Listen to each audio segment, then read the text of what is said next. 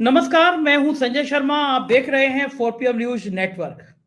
रविवार का दिन है, राजीव नारायण जोशी जी का आपको इंतजार है। दुनिया में इंतजार रहता है संडे की सुबह उनकी बातों का।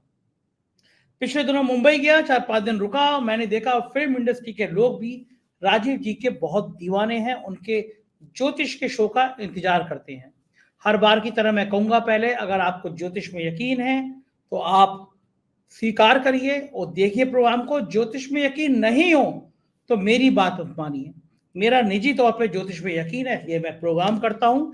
राजीव जी की कुछ भविष्यवाणियां गलत हुई हैं, कुछ सही भी हुई हैं। तो भारतीय जनता पार्टी की पहली लिस्ट आई है, उसमें राजीव नारायण ने जो कहा, अगर वो सुन लेंगे तो मोदी जी को रात में नींद नहीं आएगी। कुछ और बड़ी भविष्यवाणी करी है सुप्रीम कोर्ट के फैसले को लेकर उन्होंने कहा है, और राजीव जी की ये भविष्यवाणियां निश्चित रूप से एक बड़े तूफान का इंतजार कर रही हैं। वो कह रहे हैं कि 7 मार्च से, आने वाली 7 मार्च से ग्रह बदल रहे हैं और भाजपा सोच नहीं सकती, वो होने जा रहा है। सुप्रीम कोर्ट से एक ऐसा फैसला आने वाला है जो भाजपा को मृत्यु तुल्य कष्ट देने वाला है। तमाम बातें अगर मैं सब बता दूंगा फिर राजीव जी क्या करेंगे। मैं तो छोटी सी अनुरोध करूंगा, इस चैनल के नीचे ज्वाइन बटन है, ज्वाइन कीजिएगा, सब्सक्राइब करिएगा। तब आपको लगेगा कि आप एक अच्छे प्लेटफॉर्म पे हैं, एक ऐसे मीडिया संस्थान से जुड़े हैं जो गोदी मीडिया नहीं है, डंके के चोट पर सच कहता है, आपका अपना साथी है। चलते हैं राजीव जी के पास। स्वागत है राजीव जी 4 PM न्यूज नेटवर्क में आपका। आप बहुत सही समय पे आज हम लोग बात कर रहे हैं। कल लिस्ट आई है भारतीय जनता पार्टी की, और कम से कम उत्तर प्रदेश की लिस्ट बड़ी खराब आई है। लोग कह रहे हैं कि उम्मीद नहीं थी। कई सारे ऐसे टिकट हैं जो पहली लिस्ट में फंसे हुए नजर आ रहे हैं। आप हम आमतौर पर जब मैं आप बात करता हूं तो आप गणना से करते हो कि भाई जिस समय ये घटना घटी उस समय काल क्या था, मुहूर्त क्या था, आप उस पर बातचीत शुरू करते हो। तो जो ये लिस्ट आई है लगभग 6 बजे, 6 बजे प्रेस कॉन्फ्रेंस थी, तो आप तो उसी समय से आपने मान लिया कि ये घटना घट गई। तो जो मेरे ख्याल से जितना मैं आपके संग रह रहे के 1 साल भर हुआ है, मैं भी इतनी सीख गया हूँ कि गणना कब होनी चाहिए, काल कब होना चाहिए, तो मैं सीख गया। अच्छा, बातचीत शुरू करूं उससे पहले राजीव जी दूसरी बात बता रहा हूँ। मैं मुंबई गया, अभी 4 दिन मैं मुंबई में रहा। देश के कई बड़े फिल्म डायरेक्टरों ने मुझे बुलाया, एक ने लंच कराया, एक ने डिनर कराया, और मुझे तो उम्मीद नहीं थी। मैं वहां घूम रहा था, एक जगह केले लेने रुका, अप्रत्याशित रूप से केले वाला 4 PM ही देख रहा था। मैं वहां पे नेरीवन पॉइंट पे शाम को टहल रहा था, लोगों से बात कर रहा था, उसमें से मैंने कितने लोग 4 PM को देख रहे थे। और फिर फिल्म इंडस्ट्री के जिन डायरेक्टर ने मुझे लंच पे बुलाया, वो बोले हम कोई ऐसा संडे नहीं होता है सुबह उठ के सबसे पहले राजीव जी को सुने ना। तो गजब है राजीव जी, आप तो मुझे लग रहा है कुछ दिनों बाद किसी पिक्चर में दिखाई देंगे कि हीरो का रूप करते हुए। आपकी पर्सनालिटी वैसी अच्छी है, तो बहुत बहुत बधाई हो आपको राजीव जी। आप फिल्म इंडस्ट्री में भी बड़े हिट है, पूरे आप तो दुनिया भर में हिट है, लेकिन फिल्म इंडस्ट्री में भी बहुत हिट है। तो खैर मैं इस मुद्दे पे आता हूँ राजीव जी। आपने कहा था कि जब घटना घट रही होती है उस समय से हम कैलकुलेट करते हैं। तो जो लिस्ट आई है 6 बजे, भारतीय जनता पार्टी की लिस्ट आई है 6 बजे, अब आपका क्या मानना है कि ये जो लाल हैं, मोदी जी के लाल हैं, ये कुछ कमाल कर पाएंगे या फिर मतलब गोल? देखिए, बहुत अच्छी बात, आपने मेरे को इतना काम मेरा आसान कर दिया। और जो मेरा उद्देश्य है ज्योतिष को एक वैज्ञानिक तरीके से देश दुनिया में विश्व में ले जाने का, तो वो आपने मेरा काम आसान किया। तो कल जो इनकी जो लिस्ट अनाउंस हुई है, मैंने किसी पत्रकार से समय ले लिया था। 6:25 पे प्रेस कॉन्फ्रेंस नाम उन्होंने अनाउंस किया है।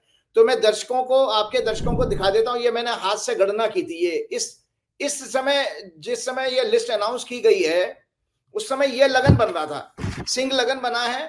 और चंद्रमा इनका 12वें घर का स्वामी होता है सिंह लगन में, और चौथे घर में बैठा है। चौथा घर होता है सिंहासन का। तो मैं आपके दर्शकों को ये बताना चाहता हूं कि वैदिक ज्योतिष के अनुसार राजनीति भी चंद्रमा से देखी जाती है। और आज मॉडर्न लोग भी मानते हैं कि politics is a game of perception. आप कहते हो ना, politics is a game of perception. तो परसेप्शन जो है वो उसका सिग्निफिकेटर चंद्रमा को माना गया वैदिक ज्योतिष में। तो दुर्भाग्य यह है कि हमारे ज्योतिष का एक फंडामेंटल मेदिनी ज्योतिष का सिद्धांत इसमें लागू होता है कि जब चंद्रमा पीड़ित होता है उस समय जनता राय अपनी विरुद्ध देती है शासक के। ध्यान से सुने मेरी बात।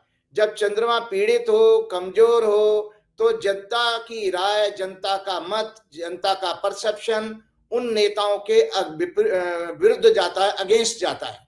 तो यहाँ पर इस कुंडली में, जिस कुंडली में कल जब लिस्ट अनाउंस हुई है, चंद्रमा नीच का भी है। और मजे की बात, भाजपा की जो कुंडली में अक्सर आपके प्रोग्राम में, हर प्रोग्राम में दिखाता हूं, भाजपा की कुंडली में भी चंद्रमा नीच का ही है, वृश्चिक राशि का ही है। और कल भी चंद्रमा वृश्चिक राशि में ही था।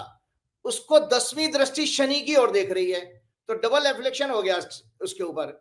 तो इसका अर्थ मैं आपको बता देता हूं, और एक और सिद्धांत बताता हूं कि जो कुंडली मैंने दिखाई थी उसमें पहले हाउस से, लगन से पूरब दिशा देखते हैं, चौथे घर से उत्तर दिशा देखते हैं, 7वें घर से पश्चिम दिशा देखते हैं, और 10वें घर से दक्षिण दिशा देखते हैं।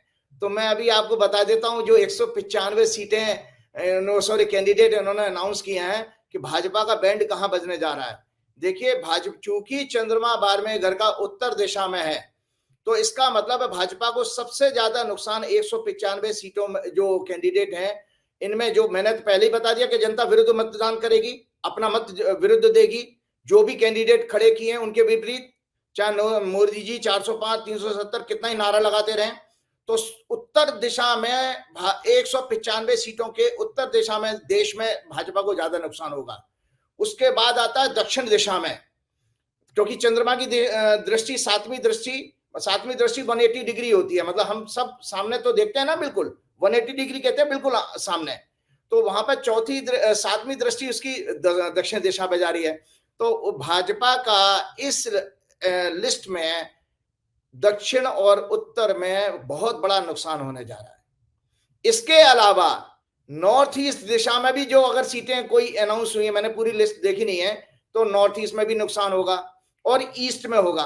हाँ, पश्चिम दिशा में ये अपनी इज्जत को बचा पाएंगे, क्योंकि पश्चिम दिशा इनकी मजबूत आ रही है। पश्चिम दिशा, जैसे हमारा देश का पश्चिम गुजरात होता है, तो इस लिस्ट में शायद गुजरात है, तो इनकी ज्यादा से सबसे ज्यादा सीट अगर कहीं आएंगी इनकी, तो गुजरात की तरफ आती हैं। ये मेरी कैलकुलेशन है। तो भाजपा के लिए मैं समअप कर रहा हूं उस चीज को कि जो जिस लगन में और जिस दिन ये अनाउंस किया गया, वो पब्लिक को रास नहीं आएगी। ये लिस्ट, ये कैंडिडेट पब्लिक को रास नहीं आने वाले हैं। मुझे बताइए राजीव जी, इतनी बड़ी पार्टी, इतने काबिल नेता, तो जो ग्रह समय आप देखते हैं, तो क्या इनके पास ज्योतिषी नहीं होते कि भैया कौन सा राहु किधर है, शनि किधर है, अनाउंस हम उसी समय करें जब मामला सेट हो? ये फिर ये बिना काल समय दिन देखे, तो ये लोग क्या मानते नहीं है ज्योतिष को? क्या ये मानते हैं कि भाई फालतू की चीज है, हमें क्या देखना, कभी भी कर दो, किसी भी काल में कर दो? क्या कारण है? ये कैलकुलेशन नहीं करते या बड़े कॉन्फिडेंस रहते हैं कि भाई हम तो जीत ही जाएंगे? नहीं, देखो, एक चीज मैं थोड़ा ईमानदारी से कहूंगा, क्योंकि मैं पूर्वाग्रह से मतलब इन्फ्लुएंस होकर के नहीं बात कहूंगा। इस गणना में भी देखो संजय जी, ऐसा होता ना, जब ऊपर वाला जब दंड देता ना, तो आपकी मति हर लेता। वो मति भ्रष्ट होने का, मैंने भाजपा का 17 फरवरी से योग है, ये मैंने पहले ही आपके प्रोग्राम में बता चुका हूँ, मति भ्रष्ट होने का। ये भी समय किसी ज्योतिषी से निकाला गया है। ज्योतिषी ने 100% ज्योतिषी, क्योंकि देखो मैं आपको बताऊं ईमानदारी से, इस जो कुंडली में दिखाई है, इस कुंडली में कमी कोई नहीं है, कमी नहीं है, क्योंकि स्थिर लगन आया है। स्थिर लगन इसलिए ले जाता है कि भाई हमारे जितने सांसद हमारे सिटिंग है वो कम से कम रिपीट हो जाए, और इसमें 7वें घर में शनि मजबूत है, सूर्य सिंह लगन को देख भी रहा है, बृहस्पति की दृष्टि है। तो मैं ये तो कहूंगा कि इस लगन को 100% किसी एस्ट्रोलॉजर ने निकाल के दिया है इनको। लेकिन वही ना कहीं चूक हो जाती है। लोग ये वैदिक ज्योतिष में अभी तक ये नहीं सीख पाए कि पॉलिटिक्स जो है मेदिनी ज्योतिष का सब्जेक्ट है, मंडेन एस्ट्रोलॉजी का। और जो नॉर्मल होरा ज्योतिष होती है, जिसमें व्यक्ति विशेष की कुंडली देखी जाती है, अमूमन आप यूट्यूब पे देखते हो ना, वो मोदी जी की कुंडली चर्चा कर रहे हैं, किसी और की चर्चा कर रहे हैं नेताओं, उससे नहीं। देश दुनिया हमेशा संस्था से देखनी चाहिए, क्योंकि व्यक्ति से बड़ा जो है, व्यक्ति से बड़ी जो है संस्था होती है। तो उसमें चंद्रमा को इन्होंने इंपॉर्टेंस नहीं दी है। और हमने निरंतर 15 वर्ष तक मैंने रिसर्च की थी पॉलिटिक्स पर, तो मैंने देखा चंद्रमा है जो सत्ता परिवर्तन का कारक बनता है। सो चंद्रमा कौन है? वो परसेप्शन है, जो आज भी आप लोग भी सब मानने लगे हो। मैंने बड़े बड़े सेफोलॉजिस्ट को सुना है आपके यूट्यूब के प्रोग्राम्स में, कि नाउ सारे बड़े बड़े पत्रकार भी कहने लगे भैया राजनीति तो परसेप्शन का गेम है, जिसपे कहना मोदी जी बहुत काम करते हैं। ये आपको पता है, कहीं मैं सुन रहा था कि 10 साल में मोदी जी ने 23,000 करोड़ रुपया खर्चा हुआ उनकी ब्रांडिंग पर, 23,000 करोड़। तब आप उनको महिमा मंडन कर रहे हो 23,000 करोड़। तो ये किस लिए किया गया कि वो परसेप्शन लोगों का उनको लार्जर देन ह्यूमन लाइफ बनाने के लिए किया गया है। तो खैर ये काल ने गलती कराई है और हम क्योंकि इनको वापस आना नहीं है, ये मैं पहले पिछले प्रोग्राम में बता ही चुका हूं, क्योंकि वर्चस्वल बहुत खराब है भाजपा का। अच्छा, ये आप इतने दावे के संग कैसे कह देते हैं कि इनको वापस नहीं आना 2024 में? ये कौन सा दावा है आपका कि भाई ये नहीं आएंगे 2024 में? ये कौन सी गणना आपने कैसे कर ली? देखो, एक बहुत अच्छी बात मैंने आपको बताई है कि ये जो भाजपा की कुंडली मैंने दिखाई है अभी, हाँ, भाजपा की कुंडली में, और ये है वर्षफल, ये वर्षफल भी है, ये जो 6 अप्रैल से शुरू होगा, जो चुनाव उसी समय अनाउंस होने हैं, ये वर्षफल है। तो ये इसमें जो है ना, मुंथा एक रेफरेंस पॉइंट होता है जो जन्म कुंडली को और एनुअल हॉरोस्कोप को कनेक्ट करता है। ये छठवें घर में पीड़ित हो गया यहाँ, और छठवां घर के ये वर्षफल की ये क्लासिक ग्रंथ है, वर्षफल की ये किताब है। इसमें देखिए मैं पढ़ के बता देता हूं कि मुंथा के जो है और इनका मुंथे शनि आया है और ईयर लॉर्ड भी शनि है, तो उसके परिणाम क्या देखे हैं? डिसअपॉइंटमेंट्स, मतलब निराशा। अगर शनि किसी का वर्षफल का ईयर लॉर्ड बन के आता है और मुंथेस हो, तो उसको निराशा हाथ लगती है अगर पीड़ित हो, उनका मंगल से पीड़ित हो रहा है। साथ में loss, accidents, loss of honour and wealth, मतलब मान सम्मान की भी हानि होती है। इसके अलावा छठवें घर में मुंथा के जो परिणाम दिए गए हैं, fear from opponents, excessive expenditure, loss, association with wicked and ill health, ये नेगेटिव मतलब रिजल्ट सारे माने गए हैं। तो एक तो विषय ये आ गया। दूसरा बात आपको बताता हूं, 2-3 ग्रह और चेंज हो रहे हैं अभी। 7 तारीख को बुध भी राशि बदल रहा है, जो 7 मार्च को, 7 मार्च को, हाँ 7 मार्च को, और 7 मार्च को शुक्र भी राशि बदल रहा है। बुध जो है नीच का हो जाएगा और राहु केतु के बीच में जाएगा, और शुक्र जो है कुंभ में आ रहे हैं, मंगल और शनि से पीड़ित हो जाएंगे। इन दोनों ग्रहों का क्या सिग्निफिकेंस है ये मैं बता देता हूं। बुध जो है भाजपा की कुंडली का लग्नेश है, लगन का स्वामी है। तो हमारी जब भी कोई बुरा समय आता है, हम बीमार पड़े या हमारी दुर्घटना हो या हमारा अपमान हो, तो लगन जो है फिजिकल बॉडी को रिप्रेजेंट करता है। तो इसका अर्थ यह है कि भाजपा के लिए ये 7 मार्च से ही क्या नाम है, उल्टी गिनती का समय शुरू हो रहा है। भाजपा की जो उल्टी गिनती है 7 मार्च से शुरू हो जाएगी। अच्छा, हाँ 7 मार्च से ही, आने वाले 7 मार्च से ही उल्टी गिनती, मतलब जो अभी लिस्ट अनाउंस की है ना, इसके आप देखें परिणाम, इनके जूतम प्रचार शुरू होने वाली। मैंने इसका एनालिसिस की है। अच्छा, ये एक सेकंड राजीव जी, ये बात तो सही है। पहली बार हमने देखा गौतम गंभीर समेत कई लोग जो है उन्होंने पहले मना कर दिया, हम राजनीति से संन्यास लेना चाहते हैं। मतलब कहा जाता है जब जहाज डूब रहा होता है तो चूहे पहले कूद के भागते हैं। तो यानी अभी लिस्ट आई नहीं थी, उससे पहले लोगों ने कहना शुरू कर दिया भाई, हम एमपी ने कहना शुरू कर दिया बीजेपी के, वरना जिसकी सत्ता आ रही हो 400 पार आती हो दिख रही हो, कौन कहता है? लेकिन यह पहले कहना शुरू कर दिया भैया हम राजनीति से संन्यास लेना चाहते हैं। इसका मतलब कि मामला गड़बड़ है, आसान नहीं है। नहीं, उसमें उसके अलावा एक वो थे यशवंत सिन्हा के बेटे भी हैं, जो फाइनेंस मिनिस्टर भी कभी रहे थे इनके यहाँ, वो उन्होंने भी शायद एक तरह से संकेत दिया राजनीति से संन्यास लेने का।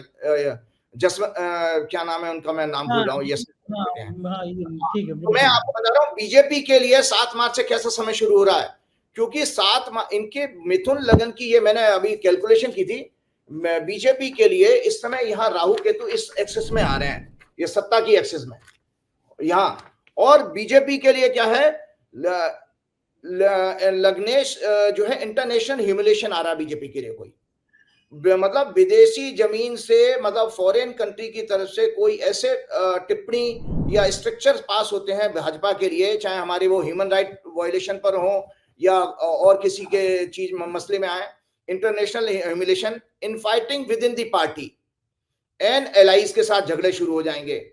और इसके अलावा बहुत सारे टॉप लीडरशिप के खिलाफ जो है चैलेंजेस भी आ रहा है। फर्जी जो जितने भी इन्होंने आंकड़े दिए हैं, क्योंकि जो भारत की बुध जो है हमारी भारत की कुंडली के अनुसार फाइनेंस के हाउस का लॉर्ड भी है, मतलब इकोनॉमी का लॉर्ड भी उसी को माना गया है। तो जो भाजपा ने जितने जो जीडीपी को आगे इन्फ्लेट करने के जो आंकड़े दिए हैं, उसका भी खुलासा 7 मार्च के बाद होने वाला है कि ये कितने खोखले थे, ये जो जितने भी जीडीपी के आंकड़े दिए हैं। और इसके साथ साथ चूंकि बुध जो है युवा वर्ग का प्रतीक है, तो राहु केतु के बीच में बुध में नीच में जाने का मतलब है युवाओं में जबरदस्त असंतोष है भाजपा के खिलाफ। पूरी युवा जो है लामबंद होने वाले हैं और भाजपा के खिलाफ नुकसान करेंगे। भाजपा की सत्ता को उखाड़ने के लिए अगर कोई वर्ग जो है हमारे समाज का एक्टिव, हाइपर एक्टिव होता है तो युवा होंगे। दूसरे नंबर पर आते हैं आपके एडवोकेट्स, क्योंकि भाजपा भारत की कुंडली में, जो भारत की कुंडली ये है हमारी, तो भारत की कुंडली में तुला राशि आती है 7वें घर में, तो 7वां घर होता है हमारे लिटिगेशन का। तो एडवोकेट्स जो है हमारे 6वें घर से देखे जाएंगे, तो शुक्र उसका स्वामी है। तो शुक्र जो है अभी भाजपा की इंडिया के चार्ट में यहां पर कुंभ राशि में आ रहा है, मंगल और शनि के साथ पीड़ित हो रहा है, तो सत्ता के खिलाफ आंदोलित हो रहे हैं एडवोकेट्स भी। सो 2 वर्ग आप नोट करके जाइएगा। 7 तारीख में डेट बता दे रहा हूं कि 7 तारीख से आंदोलन तेज होता है युवाओं का, आंदोलन तेज होता है एडवोकेट्स का, और मीडिया का बहुत बड़ा कोई स्कैंडल एक्सपोज होगा मीडिया के ऊपर। हाँ, मीडिया का, क्योंकि बुद्ध जो है मीडिया का सिग्निफिकेटर है। मतलब जिस तरह का भी वो कोई इन्होंने लव जिहाद का कोई गलत रिपोर्टिंग की थी, इन्होंने कोटा वोटा की कोई इंसिडेंट में 1-2 दिन अखबार में पढ़ रहा। अभी पिछले दिनों में बिल्कुल मोदी जी के जो बिल्कुल साहेब के गुलाम हैं, और अमीश देवगन और सुधीर चौधरी, सबको तो एक जुर्माना लगा है। बताओ, आज तक ऐसे चैनल पे जुर्माना लगा है? मुकेश अंबानी चैनल तो चलो दिन भर नफरत फैलाती रहते हैं, लेकिन आज तक भी जुर्माना लगा है, तो बहुत कस के जुर्माना तो लगा। और आप कह रहे हैं मीडिया का स्कैंडल, मतलब सुधीर चौधरी जी का बैंड बज जाएगा? हाँ, मीडिया का स्कैंडल और स्कैंडल फाइनेंस की किसी कंपनियों का भी, मतलब उद्योग कॉर्पोरेट के वर्ल्ड के लोगों के ऊपर भी स्कैंडल एक्सपोज होने वाला है, क्योंकि बुद्ध जो है राहु केतु के बीच में जा रहा है। ये राहु केतु से स्कैंडल हम देखते हैं, छल कपट जिसको कहते हैं आप हिंदी में। तो इसमें आपने देखा ना, पेटीएम वाला जो है, कभी विजय शंकर शर्मा है, कौन है वो, मोदी जी के काफी नजदीक हुआ करता था, तो उसको भी 5-6 करोड़ रुपए, उसको भी मनी लॉन्ड्रिंग के केस में 6 करोड़ रुपए की पेनल्टी अभी क्या नाम है लगी है। 6 करोड़ रुपए की पेनल्टी लगी है, 5 पॉइंट समथिंग करोड़ की मनी लॉन्ड्रिंग के केस में। और उसको तो जिस तरह से मनी लॉन्ड्रिंग के केस में क्लीन चिट दे दी गई, जबकि दूसरे विपक्ष के नेताओं को तो चार्जेस प्रूफ भी नहीं है, उनको आप जेल में डाल देते हो। तो इसमें आने वाला समय बहुत खतरनाक है। 15 तारीख को इसमें मंगल और राशि बदल रहे हैं, तो मैंने आपको पहले भी कहा था कि किसान भी इसमें आंदोलित हो रहे हैं, क्योंकि शनि जो है वो फार्मिंग सेक्टर को रिप्रेजेंट करता है। तो फार्म से जुड़े हुए लोग और इसके अलावा जो लेबर यूनियंस हैं जितनी भी, वो भी शनि से देखी जाती हैं। और जो आपको पता है बेरोजगारी की दर है, जो बेरोजगारी है, अनएम्प्लॉयमेंट, वो भी शनि से देखा जाता है। तो इसमें जो मुद्दे भाजपा के लिए, एक तो मैंने ये बताया कि चंद्रमा, जब इन्होंने लिस्ट अनाउंस की है, वो चंद्रमा ने इसका कबाड़ा कर दिया भाजपा की कुंडली का। दूसरा, आने वाले समय में जो काल है, निरंतर ग्रहों का जो गोचर बदल रहा है, वो हर आने वाले टाइम में बीजेपी के लिए एक ताबूत में एक नई कील के रूप में साबित होगा। तो बहुत ही बुरा समय है, और ये ऐसा समय है। और एक और चीज मैं बताना चाहता हूं, मैंने मीडिया की बताई, एक बहुत अच्छी रिसर्च और मैंने अभी की है कि शनि का जो गोचर होता है संजय जी, 30 साल बाद, जिस राशि में आज है, कुंभ में है अभी वर्तमान में, और आपका लगन भी कुंभ है, मैं आपको बता देता हूं। तो कुंभ में है, तो 30 साल बाद रोटेशन में 2.5 साल होता है ना, तो 12 × 2.5 30 ईयर होता है। 30 साल बाद वापस लौट करके आता है उसी राशि में। तो 1994 में कुंभ में था। तो एक भारत की कुंडली में क्या हुआ, ठीक 30 बरस पहले मंगल और शनि, देखो शनि मंगल हर राशि में साल 2 साल में इकट्ठे तो होंगे ही, कहीं ना कहीं साल भर में आ ही जाते हैं। लेकिन मैं कुंभ को कह रहा हूं, कुंभ का इसलिए कह रहा हूं कि कुंभ भारत की कुंडली में सत्ता का घर है, सत्ता का घर है, और जुडिशरी का घर भी है कुंभ शनि। तो शनि की जो 2 राशियां हैं, कुंभ और मकर, तो मकर में जब शनि था 1994 में, तो सुप्रीम कोर्ट का एक लैंडमार्क जजमेंट आया था। वो मैं जजमेंट आज पढ़ के सुना देता हूं आपको, और आने वाले क्या संकेत मिल रहा है गृह से वो बता देता हूं। ठीक 30 वर्ष पहले मंगल और शनि एक साथ 27 फरवरी 1994 में आए थे। यह युति 6 अप्रैल तक रही थी 1994 में। 11 मार्च को, मतलब 6 अप्रैल तक रही, 11 मार्च को सुप्रीम कोर्ट ने एक ऐतिहासिक फैसला SR Bommai versus union of India case में दिया था। केंद्र सरकार के राज्यों की सरकारों को 356 अनुच्छेद के जरिए बर्खास्त करने के अगेंस्ट ये जजमेंट था। 356 में सरकार बढ़ गया, तो उसमें सुप्रीम कोर्ट ने लैंडमार्क जजमेंट दिया था। सुप्रीम कोर्ट ने कहा था कि हम सरकार के फैसले की समीक्षा कर सकते हैं और राज्यपालों को आदेश दिया कि राज्य सरकारों के बहुमत का विषय राजभवन में नहीं विधानसभा में होना चाहिए। तो अब 15 मार्च से 45 दिन तक केंद्र सरकार के खिलाफ सुप्रीम कोर्ट के कठोर से कठोर जजमेंट का फिर से योग बन रहा है, क्योंकि मंगल 15 मार्च को कुंभ में जाएगा, जो 1994 में योग बना था ग्रह का, उसको जोड़ेगा। और अभी आपको पता है एक बहुत बड़ी चीज, हमने शायद आजाद भारत में 9 जजों की कॉन्स्टिट्यूशनल बेंच 1-2 बारी बैठी होगी। अभी भी एक मसला आपका पेंडिंग है सुप्रीम कोर्ट में, 9 जजेस सुन रहे हैं उसको। राज्य सरकारों की जो माइनिंग लीज से संबंधित कोई मैटर है वो जजमेंट है, प्लस आपका ईवीएम से संबंधित भी और भी मैटर आ रहे हैं। तो 15 मार्च से बहुत बड़े कठोर जजमेंट सरकार के खिलाफ आ रहे हैं, जो सरकार के लिए मृत्यु तुल्य कष्ट बढ़ा देंगे, डेथ लाइफ ये पहले। इसीलिए मैंने 30 साल का आपको पूरा कैलकुलेशन पुरानी दे दी कि देखो 30 साल पहले भी उसने हिला दिया था उस समय, क्योंकि 356 इंदिरा गांधी ने बहुत इस्तेमाल किया था उस समय। अच्छा, 7 मार्च के बाद जो अभी मैंने बताया, पूरे देश में मजदूर, advocates, truck and motor vehicle union, farmers का आंदोलन तेज होगा। साथ ही कई तरह के दुखद समाचार, वाहन से दुर्घटना, रोड के, ट्रेन के दुर्घटनाओं के समाचार भी बढ़े आएंगे। सो 45 डेज का जब आपका चुनाव होते हैं, चुनाव में भी आप देखिए कि थोड़ा सा अब हम लोग इसमें कुछ कर नहीं सकते, बीइंग ए ज्योतिषी मेरा बताने का कर्तव्य है, थोड़ी सी वायलेंस, हिंसा भी आती है, क्योंकि ये सरकार जिस तरह की है, ये साम दान दंड भेद, मतलब इन्होंने नैतिकता की, अनैतिकता की सारी सीमाएं इन्होंने लांघ दी हैं। वो मेयर के इलेक्शन से लेकर के आपने सब देखा ही है। ठीक है राजीव जी, इस ज्योतिष की बातचीत का आखिरी सवाल, फिर मैं आपसे जो आप कुछ लोगों को सलाह देते हैं वो पूछूंगा। आखिरी सवाल ये कि आपने कहा था भाजपा में बगावत भी हो सकती है, जो लिस्ट आई है कल, उसमें पहली लिस्ट में नितिन गडकरी का नाम नहीं है। लोग कह रहे हैं कि अगर मामला 225 230 तक अटक गया तो नितिन गडकरी प्रधानमंत्री हो सकते थे, लेकिन नितिन गडकरी का नाम ही नहीं है पहली लिस्ट में।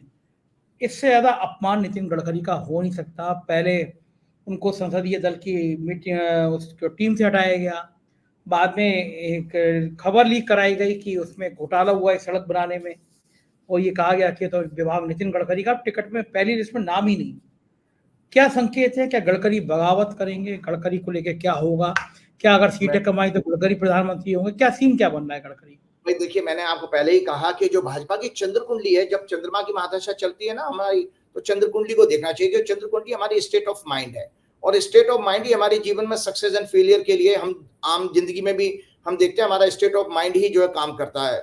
हमारी सोच जिसको हम कहते हैं, सोच है, आपका एटीट्यूड है। तो ये चंद्र कुंडली बहुत पीड़ित है इस समय भाजपा की।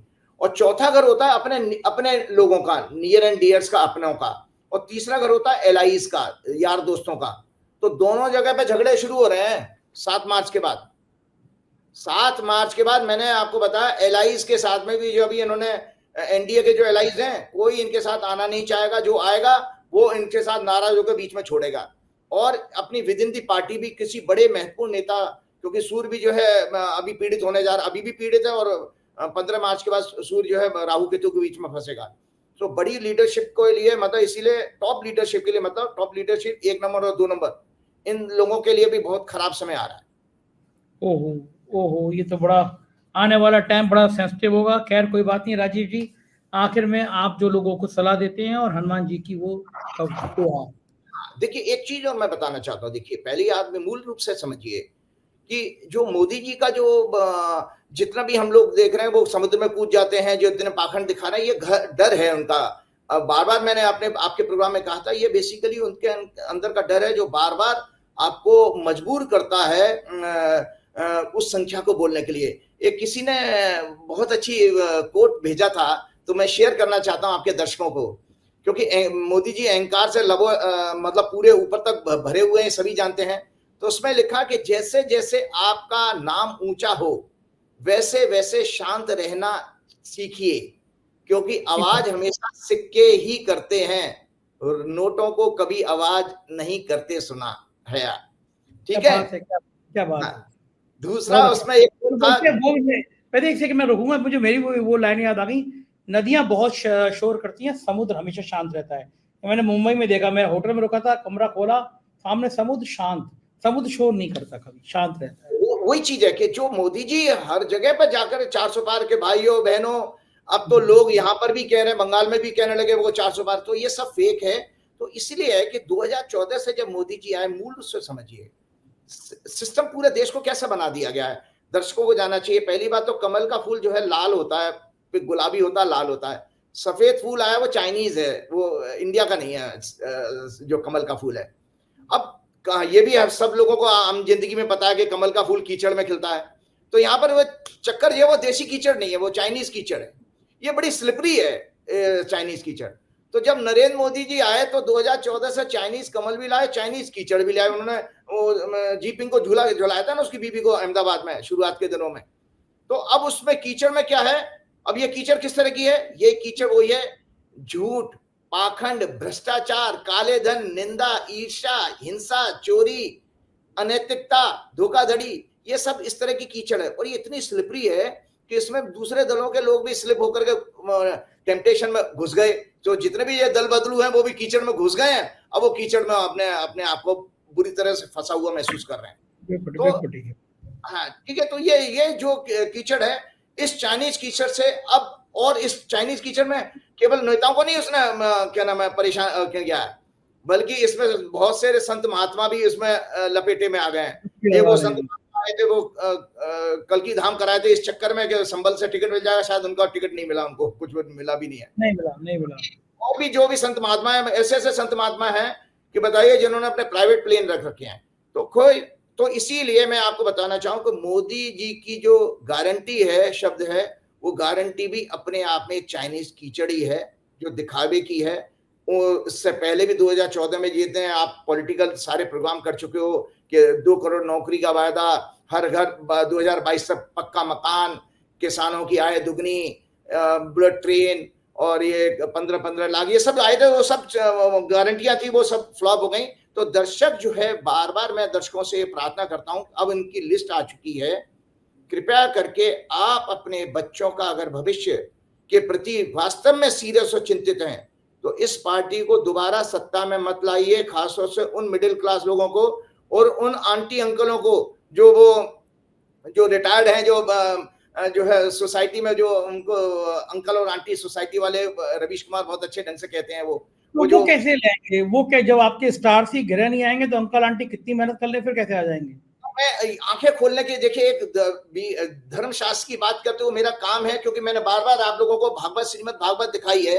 श्रीमद् भागवत में बार बार ये कहा गया, कम से कम मेरी बात मत मानिए, इसकी इस पुराण की तो बात मान लीजिए। इसमें लिखा है कि जो प्रजा अहंकारी, धोखे, पाखंडी राजा को समर्थन करती है, वो प्रजा निरंतर दुख पाती है। आपके बच्चे सड़कों पर, नौकरी नहीं मिल रही है। और आपको पता है कि जिस तरह के जो इकोनॉमी के आंकड़ा आया है, संजय जी आपने भी 2-3 बड़े बड़े एक्सपर्ट्स का इंटरव्यू किया, इसलिए मैं बता रहा हूं क्योंकि भाजपा की कुंडली जब इन्होंने शपथ ली थी तो इकोनॉमी वाला हाउस पीड़ित था। तो ये फर्जी आंकड़े हैं जितने भी इनका, तो आगे स्कैंडल खुलेगा जब अगली सरकार आएगी।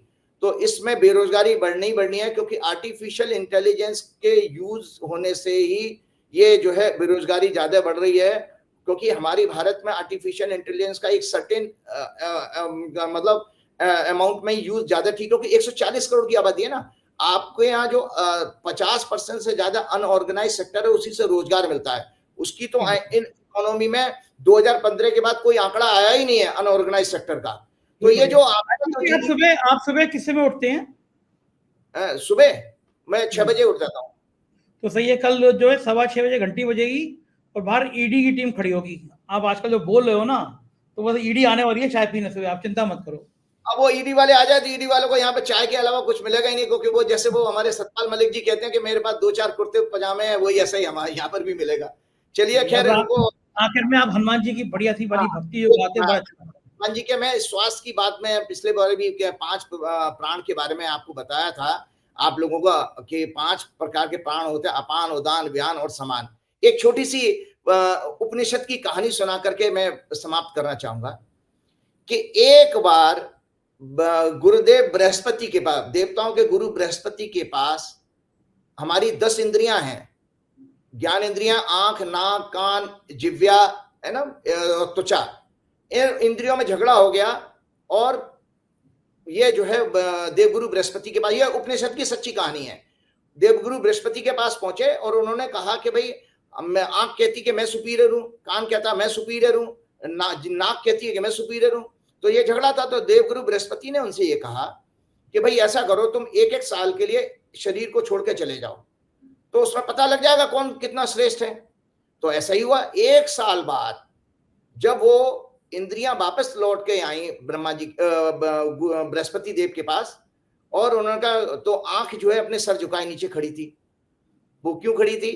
तो उसने कहा कि प्रभु, आंख, मैंने जब आंख नहीं रही शरीर में तब भी अंधे भी जिंदा हैं, जो बहरे थे कानों का भी घमंड टूट गया, उन्होंने कहा भाई बहरे भी जिंदा हैं, और जिव्या का भी घमंड टूट गया, उन्होंने कहा भाई गूंगे भी जिंदा हैं। तो इसका अर्थ ये हुआ कि इन इंद्रियों के बिना भी मनुष्य अपना जीवन जी सकता है। तो उनके घमंड टूट गए, क्योंकि उससे पहले उनका घमंड यह था कि हमारे बिना मनुष्य का काम ही नहीं चलेगा। तो इस आपाधापी में एक शख्स जो है बहुत उखड़ गया। वो शख्स था प्राण। तो उस प्राण ने यह कहा कि भाई मैं तुम्हारे आपस के झगड़े से बहुत परेशान हो चुका हूं और मैं तो शरीर छोड़ के जा रहा हूं। जैसे ही प्राण ने धमकी दी कि मैं शरीर छोड़ के जा रहा हूं, सारी 10 इंद्रियां उसके पैरों में गिर पड़ी। बोले तुम मत जाओ, तुम्हारे से ही हमारा अस्तित्व है, क्योंकि तुम्हारे बिना तो हम सब निर्जीव हो जाएंगे। तो इसीलिए मैं बार बार कहता हूं कि आपका जो प्राणमय शरीर है, जिसमें 5 प्राण रहते हैं, और जो आपका मनोमय शरीर है, मनोमय शरीर बनता है संजय जी मन और 5 ज्ञान इंद्रियों से, और जो ज्ञानमय शरीर है वो बनता है मन, बुद्धि और 5 ज्ञान इंद्रियों से। तो जब आपके मनोमय शरीर में, जो कि भाजपा का जो प्रचार तंत्र है, इसने देश में 10 साल में क्या किया, जो आईटी सेल ने जो झूठ फरेब देकर के हमारे मनोदशा खराब कर दी, हम इतने इरिटेट हो गए। उससे क्या है कि नाना प्रकार के मानसिक रोग बढ़ गए। तो मेरा कहने का मतलब यह है कि मनोमय शरीर में जो तकलीफ होती है, जो तनाव आता है, जो फ्रस्ट्रेशन आता है, जो डिप्रेशन आता है, उससे आपका प्राणिक इम्बैलेंस बिगड़ जाता है। और वो प्राणिक इम्बैलेंस जरूरत से ज्यादा समय रहे, तो वो मैंने इंद्रियों वाली कहानी इसीलिए सुनाई, तो आपके पेनक्रियाज, आपकी लीवर, आपका हार्ट, आपका ब्रेन सब कमजोर होने लग जाता है। तो इसलिए कृपा करके, जो मैंने पिछले प्रोग्राम में कहा था कि 25 गहरे सांस लेना का जरूर नियम बना के रखिए। तुम मम प्रिय भरतई संवाही, सहस बदन तुमरो जस गावे, अस्क श्रीपति कंठ लगावे। मतलब भगवान श्री राम कहते हैं, चारों भाइयों में भरत सबसे ज्यादा प्रिय थे, कि बोले और इतना बड़ा दर्जा दिया। आप तो हनुमान जी को सेवक सेवक कहते हो, भगवान राम ने हनुमान जी को भरत का दर्जा दिया, भरत उनको सबसे प्रिय थे, और गले लगाया और हनुमान से कहा कि हनुमान, मैं ही नहीं, मैं यही लोग नहीं, हजारों मुखों से मैंने तुम्हारी प्रशंसा सुनी है। और ये कह करके उनको बाजू में सीने से लगा लिया। जय श्री राम, जय बहुत बहुत शुक्रिया राजीव जी, बहुत बहुत शुक्रिया, थैंक यू। तो ये थे राजीव नारायण जी, और आप सुन रहे थे कि क्या जबरदस्त भविष्यवाणियां करी हैं। निश्चित रूप से अगर ऐसा होता है तो अब की बार 400 पार का सपना रह जाएगा। हालात कुछ भी हो सकते हैं, ये राजनीति है। कैसी लगी आपको बातचीत? मुझे इंतजार रहेगा आपकी राय का, जरूर बताइएगा। शुक्रिया, थैंक यू।